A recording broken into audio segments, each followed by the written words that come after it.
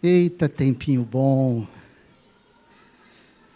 Sejam bem-vindos, seja bem-vindo, irmão Edson, irmão da Zenat, mora nos Estados Unidos e veio para o Brasil esse tempo para resolver algumas questões, mas é um prazer, viu? Revê-lo. Eu não o reconheci de pronto, mas a Zenat está mais completinha aí agora, né, Zenat? É isso mesmo.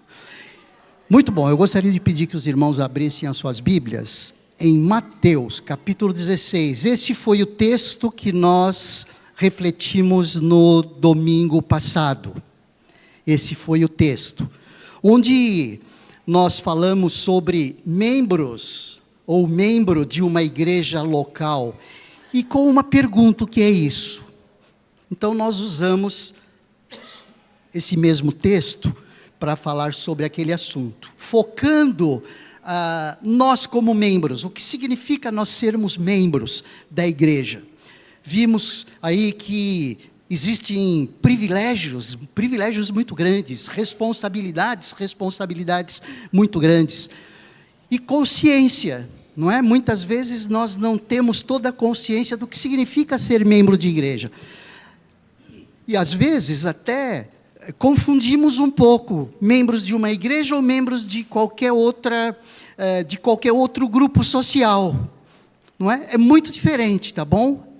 Membro de um grupo social ou integrante de um grupo social é uma coisa. Agora, integrante de um grupo como este, de uma comunidade eclesiástica, de uma igreja, e não é uma igreja qualquer, porque existem vários tipos de igreja.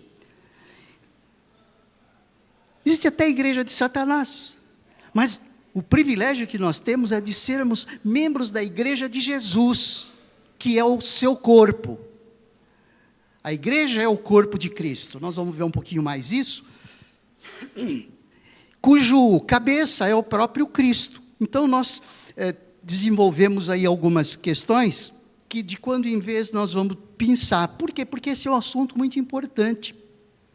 Porque é a nossa realidade como igreja, a nossa realidade como pessoa. Não tem como nós dissociarmos a igreja de Jesus, não tem como nós dissociarmos o fato de sermos membros desta igreja com a nossa realidade familiar, com a nossa realidade profissional. Elas estão muito imbricadas uma em relação à outra, estão muito associadas, a ponto de a realidade de ser membros de um corpo e de sermos um corpo, acabam influenciando a maneira como nós agimos e como nós vivemos a dinâmica da nossa vida. Perceberam isso? Os irmãos percebem isso?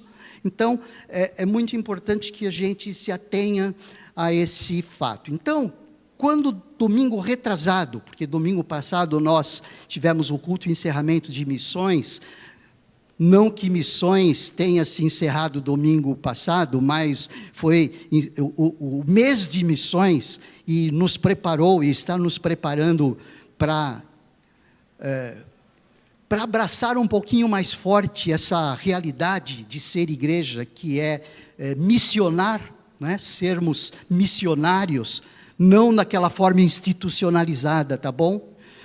Mas na forma como João está nos ensinando ali no capítulo 15, não é? No capítulo 14, aliás, que nós citamos agora há pouco. Então, membro de uma igreja local. E hoje, eu gostaria de conversar um pouco com você sobre privilégios de sermos igreja. Os irmãos percebem a diferença? O que é ser membro da igreja? E hoje, o privilégio, a responsabilidade, enfim, o tema girando em torno de sermos igreja, porque o fato de nós compreendermos o que significa ser membro da igreja, e o fato de nós compreendermos o que é ser igreja, vai completar bem as nossas atividades, a nossa dinâmica de vida, o quanto nós empreendemos, o quanto nós colocamos da nossa vida nesse aspecto, tá bom? O texto não poderia ser outro. O texto em que, das duas vezes que Jesus menciona, essa é a primeira, que menciona a palavra igreja. Quando Jesus menciona a palavra igreja aqui, a igreja tem ideia de igreja universal, não a instituição religiosa hoje, tá bom?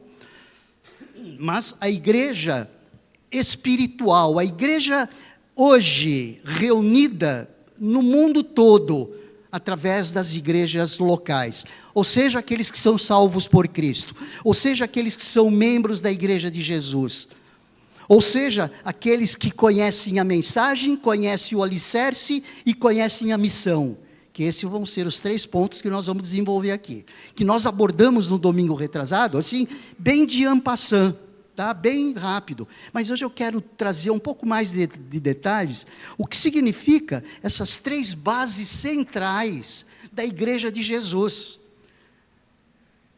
Nós mencionamos somente, mas hoje eu gostaria de trazer alguns detalhes mais e fortalecer alguns pontos. Abra a sua Bíblia então, aí, se você já não tiver aberto, em Mateus capítulo 16, ali a partir do versículo 13. A partir do verso 13, capítulo 16.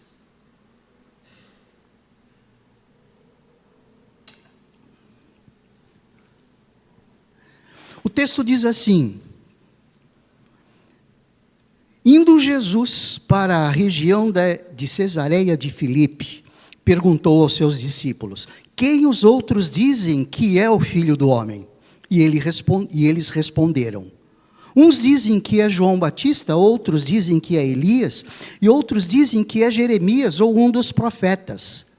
Talvez, parando um pouquinho aqui, talvez essa seja, não uma pergunta tão objetiva assim, uma resposta tão objetiva assim, ou tão particularizada daqueles tempos, que os discípulos disseram, não é? Olha, uns dizem que é uma coisa, outros dizem que é outra, outros dizem que é Jeremias ou um dos profetas. Hoje, parece que a gente vive uma dinâmica assim, das pessoas não entenderem quem é Jesus, quem é o Filho do Homem.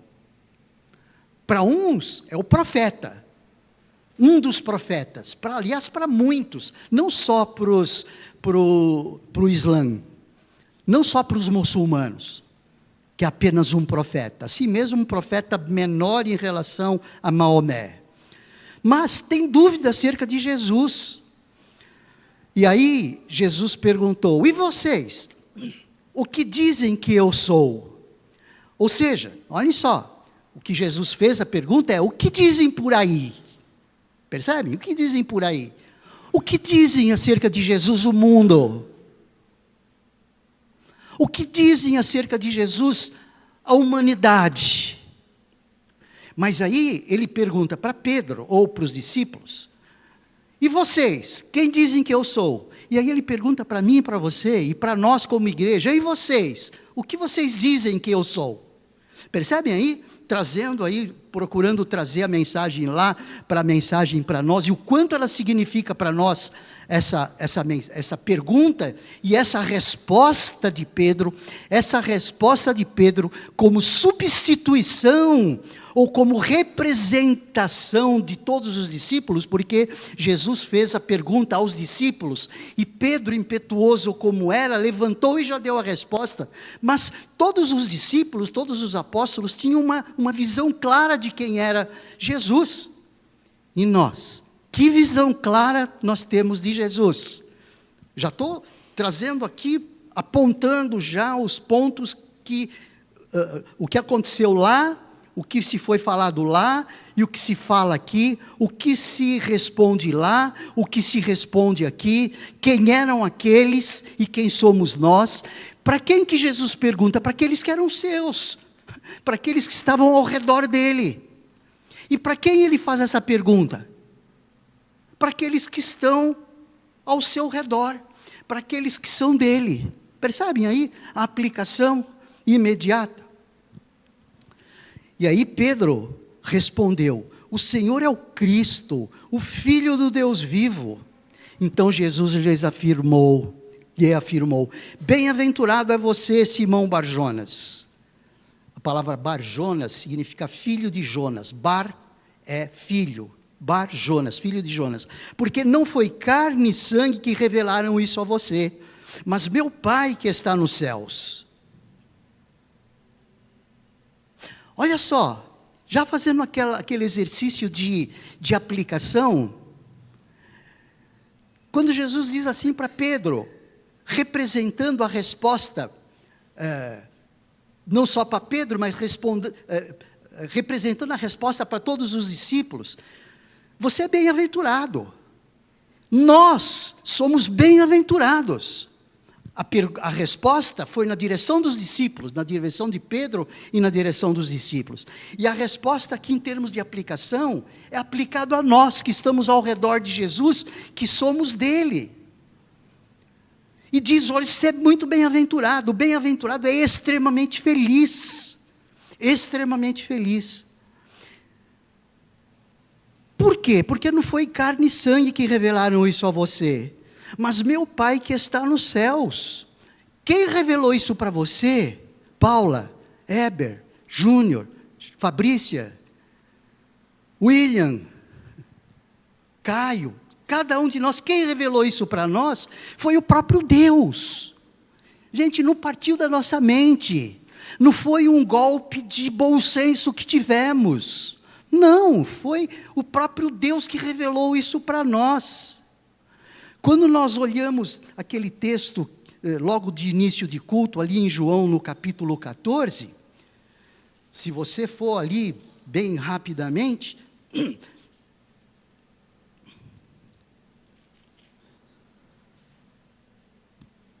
desculpe, é 15, né? Não é 14.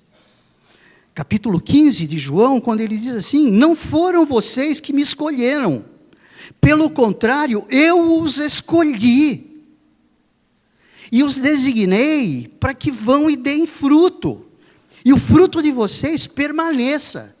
Gente, nós precisamos como igreja percebermos o que somos. Nós não somos um clube, nós não fazemos parte de um condomínio de amigos, não fazemos parte de uma rede de relacionamentos, como o mundo dimensiona, onde parece que existe muito mais privilégios do que responsabilidades. Mas João aqui menciona, ali no Evangelho de João, mas Jesus mencionando, olha, eu escolhi vocês para que vocês vão e deem frutos. Isso é a responsabilidade nossa. Por isso a gente precisa perceber o que nós estamos fazendo aqui, e o que nós somos como igreja, comparando com os vários tipos de relacionamento social existentes. Mas o texto ele continua, também eu lhes digo, que você é Pedro, e sobre esta pedra edificarei a minha igreja, e as portas do inferno não prevalecerão contra ela. Também eu lhes digo que você é Pedro, e sobre esta pedra edificarei a minha igreja, e as portas do inferno não prevalecerão contra ela. Eu lhe darei as chaves do reino dos céus. O que você ligar na terra será ligado nos céus, e o que você desligar na terra será desligado nos céus. Então Jesus ordenou aos discípulos que não dissessem a ninguém que ele era o Cristo, naquele momento, por questões estratégicas, mas ele não está dizendo isso para nós. Talvez você pegue e diga assim, mas Jesus disse também, olha, não diga isso para ninguém, pss, quietinho, não fala não. Essa é a única coisa que nós não podemos aplicar. Por quê? Porque esse tem o efeito ali, naquele momento, estratégia de Jesus, não era o momento. Não era o momento. Muito bem, esse é o texto que mostra para nós que como igreja,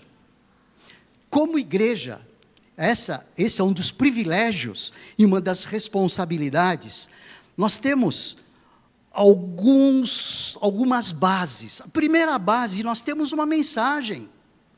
Gente, nós temos uma mensagem. Qual é a mensagem que precisamos compartilhar? A mensagem de que eu e você somos bem-aventurados. Ou vai ficar só para mim, ou vai ficar só para você? Sim? Não, eu acho que isso precisa. Eu entendo que coisa boa a gente compartilha. Sim ou não? Você não compartilharia uma coisa boa, a começar dos seus filhos, sua esposa, seu esposo, seus familiares? Nós fazemos pouco isso, gente, nós fazemos pouco isso. Nós temos aí, mais para frente, um mecanismo para ajudar nisso, que são os pequenos grupos. Mas isso é um outro assunto, mas nós temos que compartilhar isso. Você é Pedro, e sobre esta pedra edificarei a minha igreja, e as portas do inferno não prevalecerão contra ela. Eu lhe darei as chaves do reino dos céus, e o que você ligar na terra será ligado nos céus. O que você desligar na terra terá sido desligado nos céus. Então, a mensagem é essa. O reconhecimento que Jesus é o Cristo. O que significa a palavra Cristo? Ungido, o prometido, aquele que Deus prometeu em todo o Antigo Testamento, aquele que pisou na cabeça da serpente, o descendente da mulher, que pisou na cabeça da serpente, os descendentes da serpente, ou a própria serpente.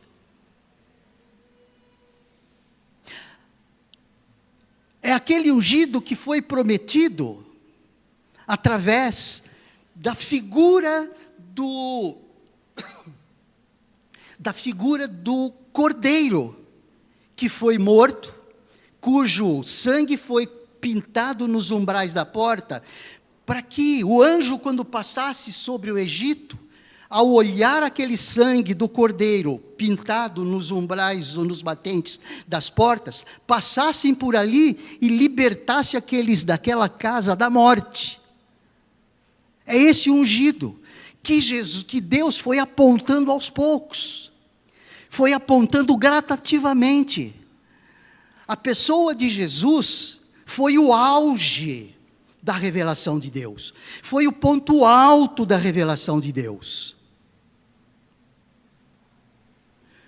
cujo teor da mensagem, desde lá, partiu do povo de Deus, do povo judeu, do povo hebreu antes. Porque Deus chamou Abrão e falou: em você, todas as famílias da terra serão abençoadas. Veja, a mensagem, quem tem, somos nós, gente, a igreja tem. Nós temos essa mensagem. Nenhum outro grupo social, nenhuma outra entidade, quer seja política, quer seja social, quer seja governamental, enfim, qualquer uma, não tem essa mensagem. Eles não são detentores dessa mensagem. O único grupo que é detentor dessa mensagem é a Igreja de Jesus. Eu não estou falando que é a Igreja Batista Vida Nova. Vida Nova é uma das. Como igreja, esse é o privilégio e essa é a responsabilidade. Gente, nós temos a mensagem, olha que privilégio. Bem-aventurado é você, igreja. Não foi vocês não, fui eu que chamei vocês. À noite a gente vai falar sobre as consequências, ou as implicações, melhor, da vocação e do chamado de Deus. Nós temos uma mensagem. Simão reconheceu, e esse reconhecimento não veio de Simão, veio de Deus. Pedro e os outros também, né? João, Tiago, André, Bartolomeu, Natanael, tu és o Cristo, Filho do Deus vivo. Você tem essa mensagem? Essa mensagem é o melhor que você tem, é o melhor que nós temos. Não temos outra mensagem.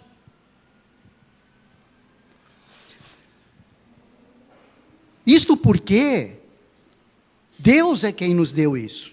Em João 6,37, todo aquele que o Pai me der, esse virá a mim, e o que vem a mim de maneira nenhuma o lançarei fora. Versículo 39, essa é a vontade do meu Pai, o qual me enviou, que eu não perca nenhum dos que Ele me deu, mas que os ressuscite no último dia. Versículo 44, ninguém pode vir a mim, a menos que o Pai, o qual me enviou, o atrair, e o ressuscitarei no último dia. Versículo 65, é por isso que eu vos tenho dito, que ninguém pode vir a mim, a menos que o Pai, o qual me enviou, o atrair, e eu o ressuscitarei no último dia. Então nós vemos aí o privilégio de sermos quem somos, de sermos a igreja de Jesus.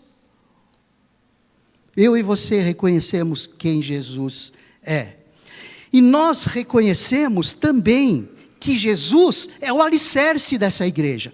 Porque o alicerce dessa igreja, muito embora o texto diz aqui que tem algumas interpretações que não tem contexto harmônico, essas outras interpretações, diz ali, eu também lhes digo que você é Pedro, e sobre esta pedra edificarei a minha igreja, as portas do inferno não prevalecerão contra ela, como se Pedro fosse a pedra de alicerce.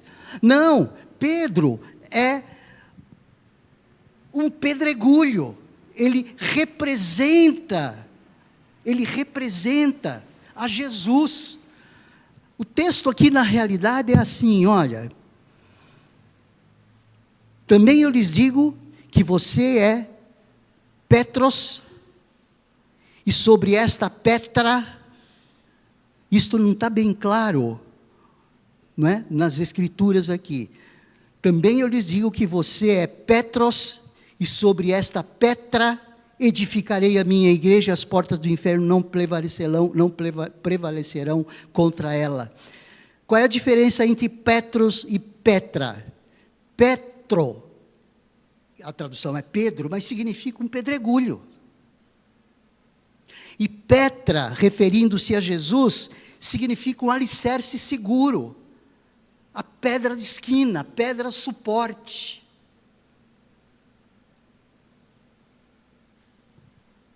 Que Paulo vem ensinando para nós. Jesus é a pedra na qual a igreja seria edificada.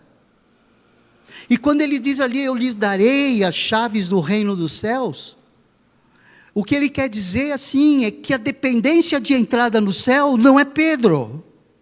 Faz sentido a nossa dependência de entrada no céu ser Pedro?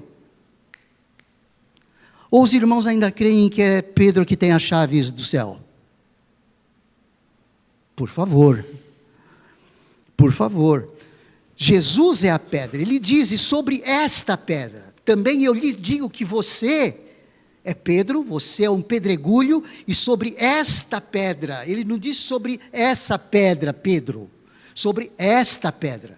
Eu já disse isso antes, mas precisamos estar com isso muito claro na nossa mente, muito vívido na nossa mente, porque isso vai fazer toda a diferença quanto ao sermos igreja. Para que, quem sabe, nós valorizarmos mais, quem sabe nos envolvermos mais, quem sabe entregarmos mais, quem sabe investirmos mais, quem sabe arregaçarmos mais as mangas, não como se estivéssemos arregaçando as mangas num mutirão social, não. Deus tem a missão, não é a igreja que tem a missão. Lembram esse jogo de palavras que nós falamos? A igreja não tem a missão, Deus tem a missão. A nossa missão é nos anexar à missão de Deus. É que lógico que a partir da missão de Deus nós estabelecemos organizacionalmente para nos ajudar a direcionar a nossa missão, que deve ser harmônica com aquela missão de Deus, sempre. A nossa missão como Igreja Batista Vida Nova é uma, mas essa missão na nossa Igreja Batista Vida Nova está ligada à missão de Deus, que foi o quê? Entregar-se a si mesmo. Ele entregou-se a si mesmo, para nos resgatar, para resgatar a humanidade. Então ele não permitiu que a humanidade se desenvolvesse, se desenrolasse como está, para descobrir a bomba atômica ou para descobrir a energia atômica, a bomba atômica para arrasar e acabar com pessoas, mas também através da energia atômica, não é? A energia nuclear, é que nós temos muitos elementos que salvam vidas, não é? As tomografias, as ressonâncias magnéticas e tudo mais. Esse não foi o objetivo de Deus não foi nos dar longevidade do ser humano. Não, o objetivo de Deus foi trazer o ser humano de volta para semelhar-se ao modelo de Deus para a humanidade, que é Cristo. Essa é a missão de Deus. O que nós não podemos é ficar esmurrando em ponta de faca com missões que não tem nada a ver com aquela missão que Deus estabeleceu para nós. A gente vai estar esmurrando o ar, a gente vai estar gastando energia à toa. Se você está no teu emprego, bem empregado, você não está ali para levar o dinheiro para casa só. Aliás, você está ali para ser uma testemunha de Deus, e Deus está te dando a oportunidade de levar a subsistência para casa. Percebe a colocação aqui? Qual é? O nosso objetivo não é ter uma boa profissão para conquistar uma família adequada, segundo os nossos padrões e o nosso modo de entender, ter uma aposentadoria no final. Não, esse não é o nosso objetivo principal. Já pensou se fosse isso? E aqueles que não conseguiram uma boa profissão, que não conseguiram estudar, por exemplo, e que não têm como profissão aquilo que gostariam de ser? E aqueles que têm e não se satisfazem e precisam mudar? Mudam 1, 2, 3, 4, 5 vezes, como vemos, muitas vezes. E mesmo estando realizado como está, ele acaba não sendo feliz, porque o ser humano, ele sempre está vendo um ideal na frente. É como se fosse aquela cenoura colocada na frente de um animal, de um cavalo, sei lá, tem uma figura assim. Ou seja, ele está sempre buscando aquela cenoura, mas nunca está alcançando. É trabalhar no vazio, é esmurrar o vazio, é entregar o melhor das nossas energias para uma coisa que não tem sustentação plena. Ser igreja significa incorporar essa mensagem, que só Jesus Cristo é o Filho do Deus vivo. Tu és o Cristo, Filho do Deus vivo. Nós temos aí não só uma mensagem, mas nós temos esse alicerce, como vimos, que é Jesus o nosso alicerce. E nós temos uma missão que nós chamamos, domingo retrasado, de incumbência, a mesma coisa. Incumbência, missão. Nós temos uma incumbência. O privilégio de participarmos de uma igreja, segundo alguns neologismos, umas palavras novas que alguns ministros criam, irremovível, né? Ou invencível. É uma igreja invencível. Gente, as portas do inferno não prevalecerão contra ela. A igreja vai estar aqui, gente, até os finais dos tempos. Não vão conseguir fechar as portas dos templos. Ou se conseguirem fechar as portas dos templos, eles não vão impedir que as igrejas se reúnam. Eles não fazem isso nos países tipo cortina de ferro. Não conseguiram fazer isso na Rússia. Aliás, a nossa igreja, ela foi formada por gente que era impedida de cultuar a Deus. Pelo menos nos últimos tempos que eles vieram para cá, Stalin e tudo mais. Na China, a igreja da China é muito poderosa. A igreja escondida, a igreja sofrida, é aquela igreja que mais busca. Isso faz sentido, né? Qual é o momento da sua vida que você busca mais a Deus? Não é no momento em que está acontecendo alguma coisa fora do comum e que você se vê sozinho, só o Senhor, só Deus, e aí a gente se prostra. Gente, nós temos uma missão, uma incumbência, que é de permitir ou não que as pessoas tenham acesso aos céus. Nós não estamos dizendo que as pessoas vão no céu por nossa culpa, ou por nossa causa, ou se não vão, é por nossa culpa. O que nós estamos dizendo é que a mensagem que nós temos, ela faz o quê? Ela liberta. Você concorda que a mensagem que temos é a chave que abre a porta dos céus para as pessoas? Sim ou não? É. Eu vi uma figura, já citei isso algumas vezes, uma figura de um grande muro. Em cima desse muro tinha um andarilho que estava com pão na mão, dizendo para os outros andarilhos: vem aqui que aqui tem pão. Aquele andarilho conseguiu achar pão e estava dizendo para aqueles que não tinham acesso a essa verdade, a essa mensagem: nós temos esse pão, e muitas vezes nós não compartilhamos desse pão. Por quê? Porque a gente fica preocupado com a nossa própria missão, a gente fica preocupado com as nossas coisas, com o nosso dia a dia, com os nossos filhos, com os nossos bens, ou estabelecer estrutura familiar, estabelecer estrutura material. Não que isso não seja importante, mas não como prioridade. Não como prioridade. Nós temos, gente, uma mensagem, nós temos um alicerce e nós temos uma missão. É o que Jesus entregou para Pedro representativamente. Representativamente. Pedro ali, ele representou os discípulos, porque a pergunta fora feita para os discípulos. Foi Pedro que respondeu, então Jesus responde para Pedro como se estivesse respondendo para os discípulos. Jesus respondeu para Pedro, assim como ele estivesse respondendo, como ele está respondendo para cada um de nós.